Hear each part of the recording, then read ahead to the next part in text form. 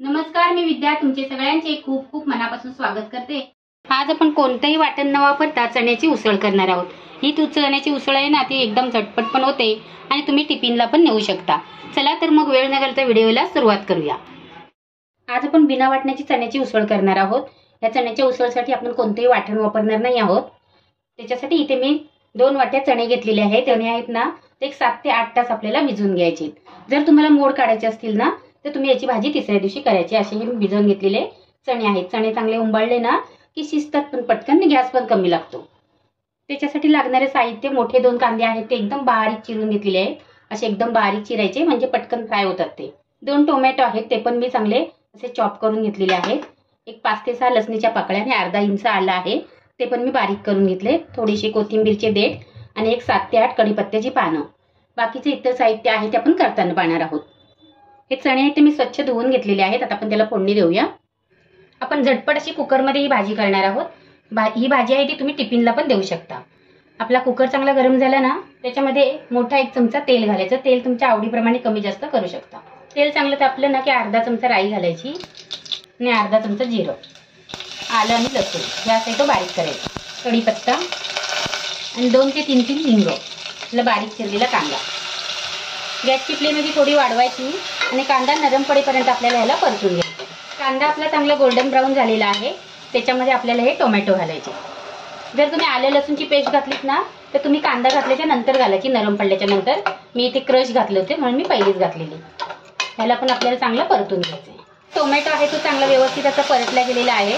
Gas आहे तो बारीक करायचा आणि याच्यामध्ये आपल्याला आता पावडरचे मसाले घालायचे आहेत। कोथिंबीरचे देठ, कोथिंबीरीपेक्षा ना कोथिंबीरच्या देठाने भाजीला खूप चांगली टेस्ट येते। अर्धा चमचा हळद, अर्धा चमचा धना जिरा पावडर, 1 चमचा गरम मसाला घरचा, 3 चमचे घरचा लाल मसाला। लाल मसाला तुमच्या आवडीप्रमाणे घालायचा। या चमच्याच्याच मापाने मी सर्व साहित्य घातलेलं आहे। जसं तुम्हाला तिखट लागत असेल ना, त्याप्रमाणे तुम्ही इथे घरचा मसाला वापरायचा आहे। पण चण्याच्या भाजीला थोडा गरम मसाला आहे ना, तो जरा जास्त वापरायचा। हा शाही गरम मसाला कसा करायचा त्याचा व्हिडिओ मी शेअर केलेला आहे, तोच मी घातलेला आहे। त्यानं भाजी ना एकदम खूपच स्वादिष्ट अशी होते। आणि याला आपल्याला काही सेकंद असे परतून घ्यायचे।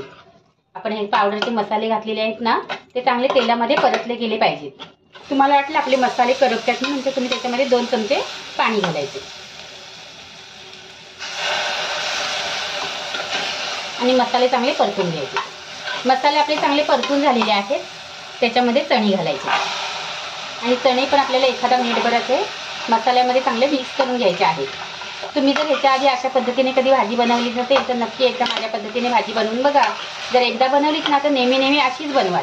चणे आपले चांगले मिनिटभर असे परतून झालेले आहेत, त्याच्यामध्ये आपल्याला पाणी घालायचं। तर कुकरमध्ये पाण्याचा अंदाज कसा घ्यायचा, तर आपली ही भाजी आहे त्याची सारखी लावायची आणि भाजीच्या जर असं वरती येईल ना, थोडंसं असे बुडतील नाही बुडतील असं आपण याच्यामध्ये पाणी घालायचं। कारण आपण कांदा टोमॅटो घातलेला आहे ना, ते शिट्ट्या झाल्याच्या नंतर त्याला पाणी सुटतं।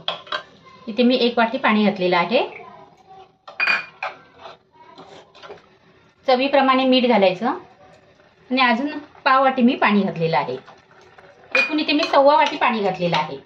चांगलं मिक्स करून घ्यायचं आणि एक उकळी येऊन द्यायचं। उकळी येऊन दिली ना आणि उकळी आल्याच्या नंतर मिक्स केलं की सर्व मीठ आहे ना, तर चांगलं भाजीला व्यवस्थित लागतं। नाहीतर आपण लगेचच मीठ टाकलं झाकण लावलं ना, तर कधी कधी काय होतं, मीठ एका साईडलाच राहतं।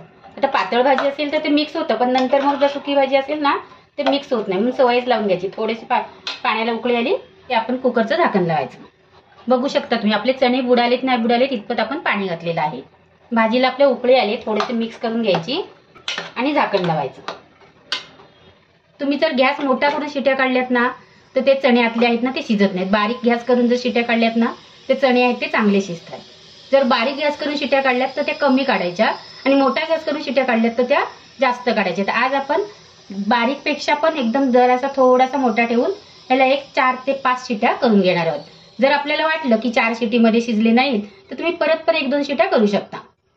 मी इथे कुकरच्या 5 शिट्या करून घेतलेल्या आहेत आणि कुकर थंड झाल्याच्या नंतर उघडायचा आणि याला चांगलं व्यवस्थित असं मिक्स करून घ्यायचं। चांगली मिक्स करायची म्हणजे ती मिळून येते।